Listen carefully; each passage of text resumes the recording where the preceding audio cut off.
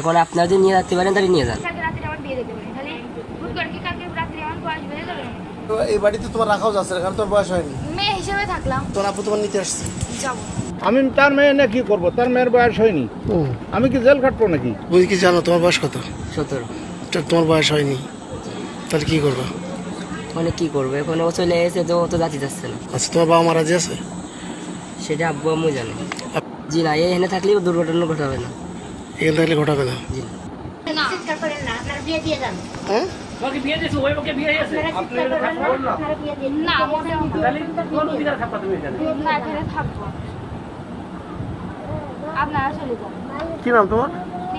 বাবার নাম কি? কিটন বিশ্বাস। বাসা কোথায়? আমি কি? আটমুখী।